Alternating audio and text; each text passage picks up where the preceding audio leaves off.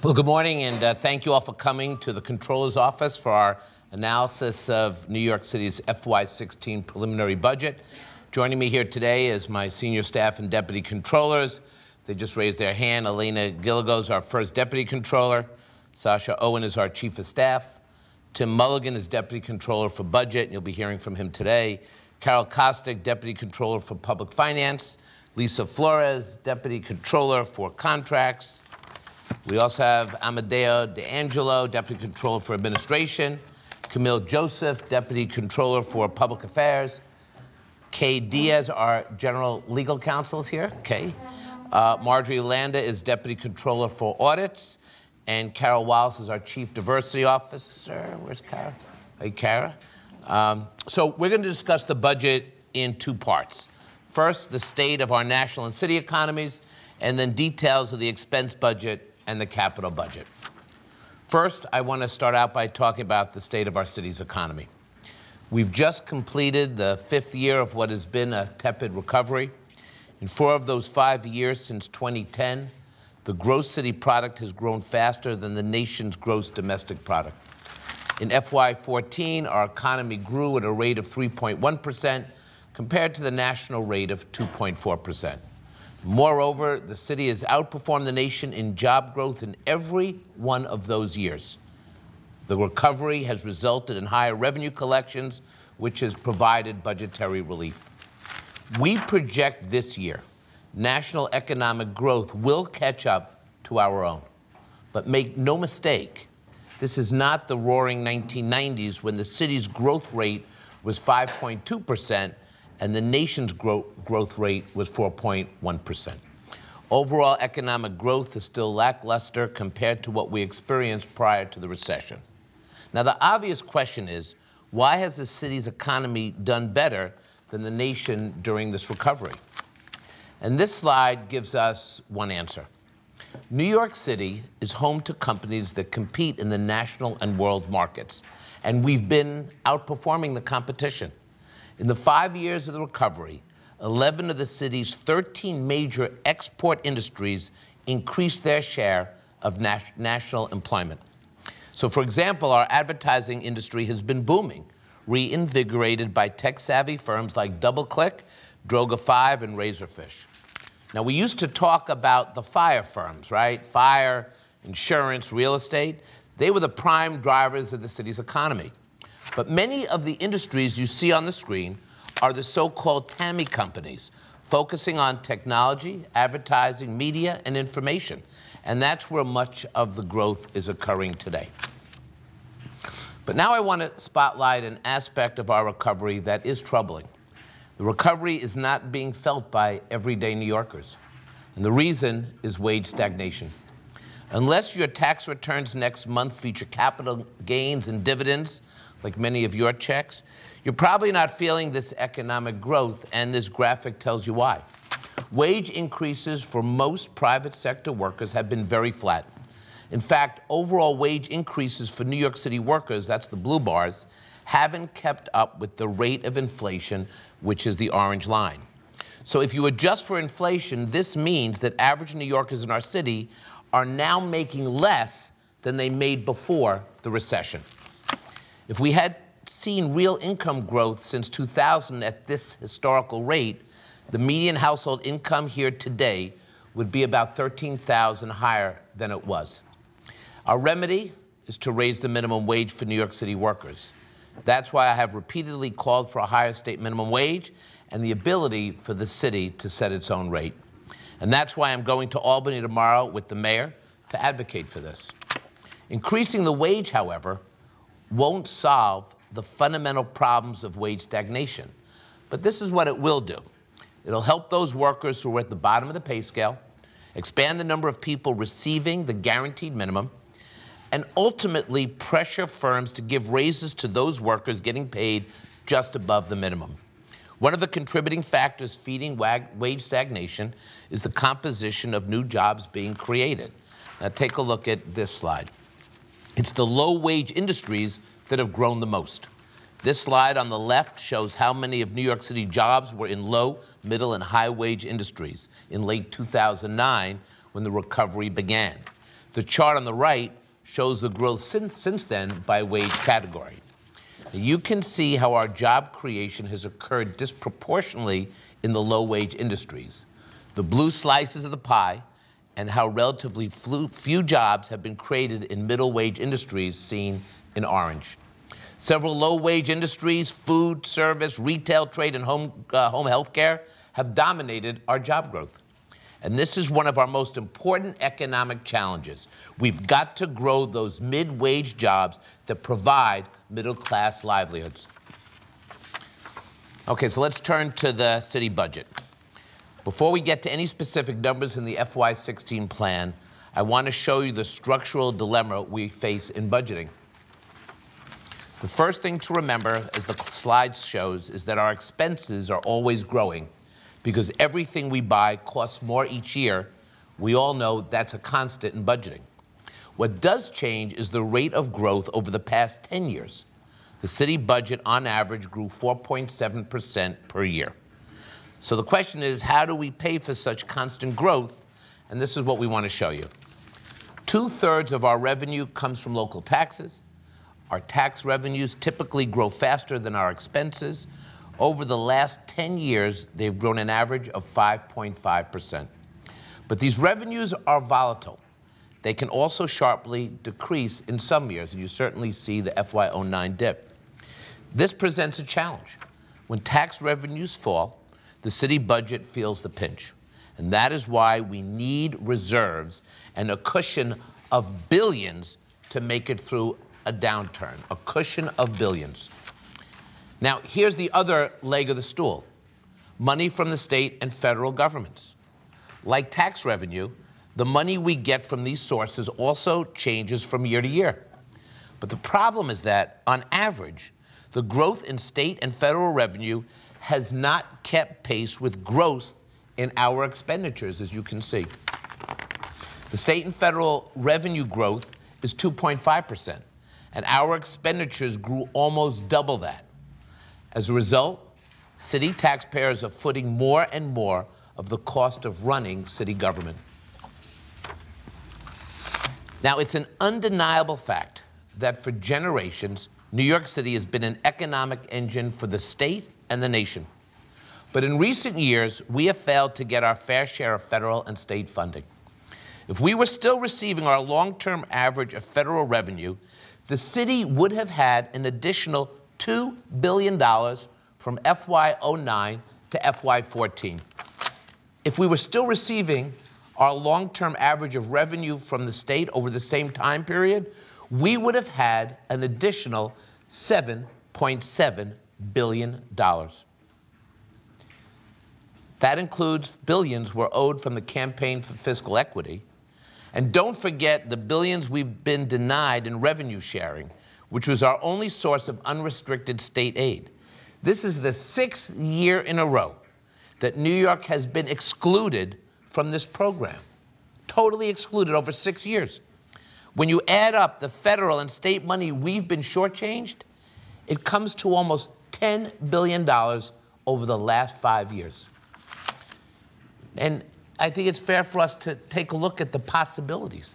If we had that $10 billion, we could double what's in the city budget for child care and Head Start and still only tap into a quarter of that money. We could triple what's spent on prison health at Rikers, and we'd only use 5% of the fair share figure. We could quadruple the budget for family shelters. Think about our homeless crisis, and that would still be less than a quarter of the almost $10 billion. Tomorrow in Albany, I will urge legislators to do all they can to ensure we receive our fair share of state funding. But we can't just blame the state and federal governments for the shortfall. As you see in this slide, the city has missed opportunities to collect reimbursements to which we are entitled. So, for example, NYCHA failed to take advantage of $692 million in federal incentives and subsidies going back to FY06. From FY12 to FY14, DOE lost out on $779 million in revenues.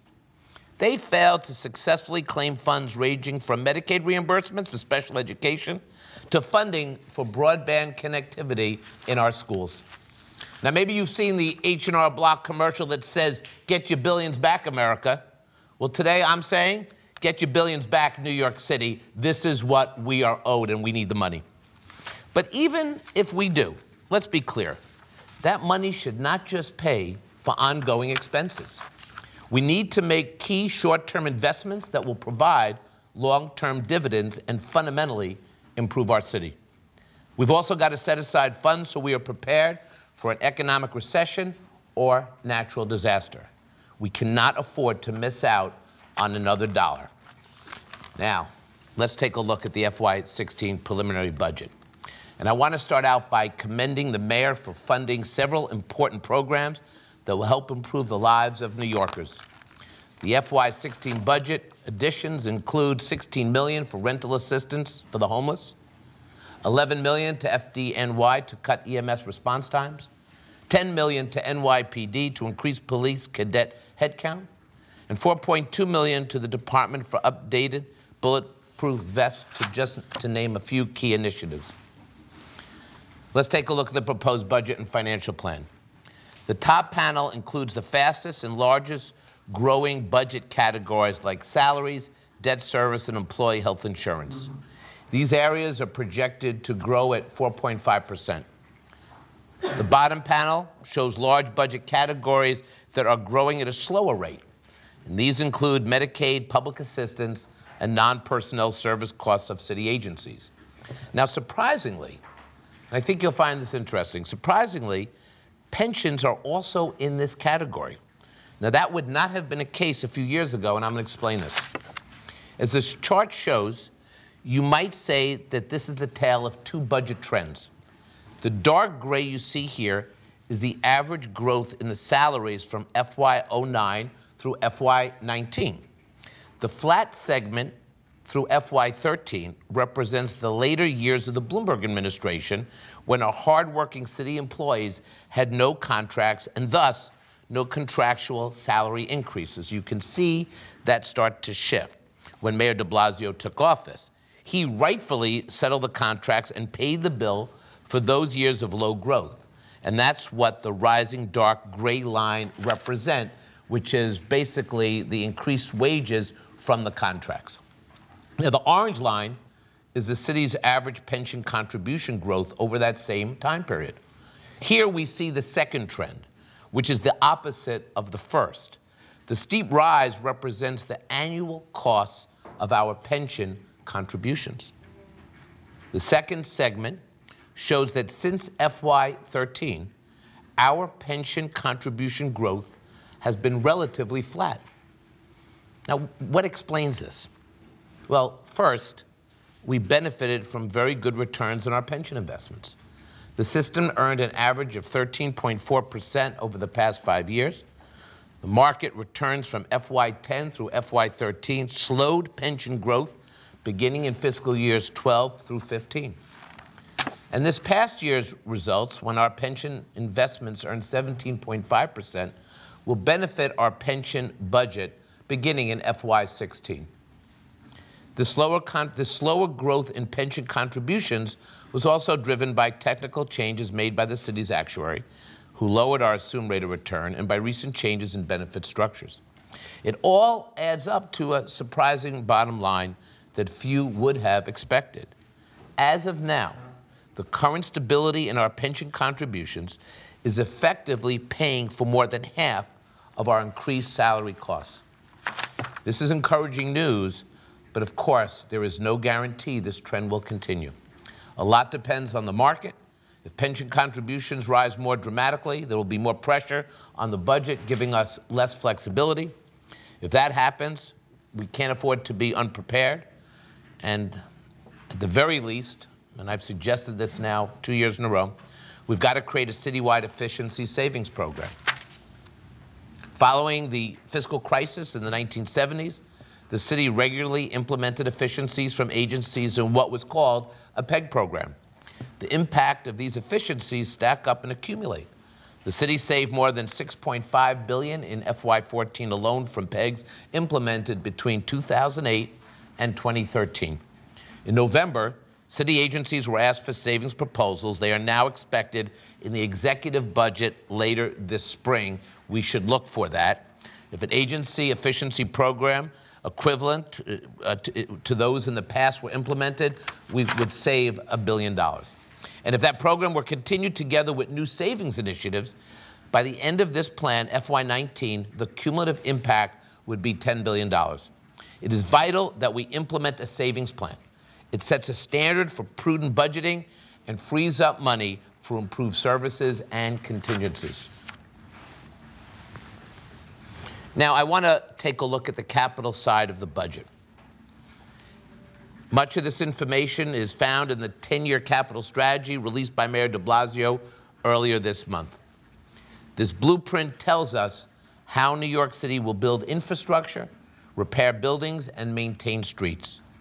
The mayor's new capital strategy projects that we'll spend $67.7 billion on capital initiatives through FY25. That's an increase of 26% since the last 10-year capital strategy 2 years ago. The administration's priorities include $5.3 billion for more education, $850 million for economic development and business services, $4.5 billion more for HPD. Another key area is NYC, which saw its city-funded capital budget more than double from $63.5 million to $145.7 million. Now, I applaud the mayor's commitment to investing in infrastructure. It's crucial to our city's long-term vitality. But for decades, the data that supports the capital budget process has not been transparent. They don't let us fully measure progress by comparing what was planned to actually what happened. This year, we took a long and hard look at this problem. Today, I'm going to also release a report which compares the capital commitments that were scheduled to happen with the contracts that actually got executed, and at a level of detail that has never been available before. We've created a crosswalk where none existed. The report analyzes more than $14 billion in planned commitments, some 1,600 budget lines across 25 agencies. You guys are going to be busy for a long time. Now, the findings were very revealing. Since FY05, the city's achieved an average of 60% of its planned commitments. However, in FY14, it dipped to 52% of capital commitments that we actually achieved. Those are the ones actually contracted by the city. So we saw a little dip. That was the second lowest rate, however, in the last 10 years. There were wide variations among major city agencies. Sanitation had the best record. It completed 89% of the commitments it was scheduled to make. The Parks Department was at the bottom, less than 25% of its planned commitments. Bottom line is that capital commitments are only as good as your ability to complete them. It's crucial that we move from planned commitments to signed contracts so shovels could get in the ground. Now, I hope that this report will facilitate greater oversight and follow through in the capital budget process. This will inform lawmakers, those who spend capital money. I think it's important to hold agencies accountable, and we will certainly give you that report. All right, now, to wrap up this presentation, let me take you through our budget, our projected numbers, and compare them to those in the preliminary budget. We're going to be issuing a detailed report and analysis on the preliminary budget on March 4th. That's when I'm going to testify at the City Council. But for now, let me just run some numbers by you. The out-year gaps in the mayor's preliminary budget are $1 billion in FY17, $1.4 billion in 18, and $2.1 billion in FY19, a cumulative total of $4.5 billion. We've identified net additional expenses totaling $144 million over the plan period. We've also done an independent revenue projection, which anticipates additional tax revenue of $1 billion in FY15 and FY16, and nearly $3.5 billion in the out years. These higher projections stem from projected income tax payments on capital gains, real estate, and transaction taxes. The net impact of our revenue projections and our identified risks and offsets in the expense budget is dramatically lower budget gaps. We're projecting gaps of $173 million in 17, $697 in 18, $796 in FY19, for a total of $1.7 billion. Now, more importantly, we will have additional funds from FY15 and FY16 that are nearly enough to close all of those out-year gaps all the way through 2019. Based on our projections, this means that the city now has almost enough to balance each year's budget all the way to the end of the financial plan.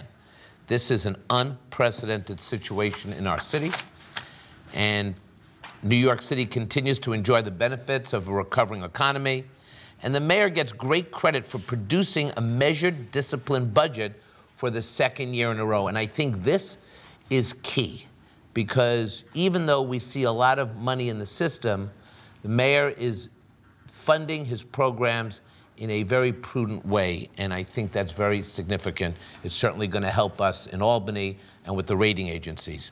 He's taken steps to improve the life of the city by watching the bottom line and launching initiatives to also benefit New Yorkers. Now, we have long-standing structural issues in our budget, and they too must be addressed. But being measured doesn't mean that we shouldn't have ambition. And we must continue to drive the city onward to the future, which means we have to rebuild NYCHA, we have to turn around Rikers, we have got to combat this exploding homeless crisis, and obviously, we all agree, we have to have a robust, affordable housing plan, and that we can ensure our children have a continued stake in our city by increasing arts and programs related to broadband. I will say that this ambition must be tempered by the fact that the economic growth is slowing, and the possibility of a downturn can never be discounted. We've got to manage our finances with discipline, which is why we're working with OMB to maximize our debt service savings from refinancing, not just for immediate budgetary relief, but for long-term reoccurring savings that address rising future costs. And for those of you who look at the bond market, we'll be happy to shed some more light on that today or in the coming days. We've also got to set aside funds to deal with unforeseen contingencies like recessions and natural disasters. This is very serious. This is what's rocked us for many times over the last 15, 20 years. We need to continue to push our city agencies to aggressively identify efficiency savings, and we have to fight for our fair share of state and federal funding. These two goals, investing in the future and maintaining fiscal discipline, are not incompatible. Where they intersect, we have a city that thrives, and I look forward to working with the mayor and the city council on these issues as the budget process continues, and I'd be happy to answer any of your questions, and I thank you for your interest.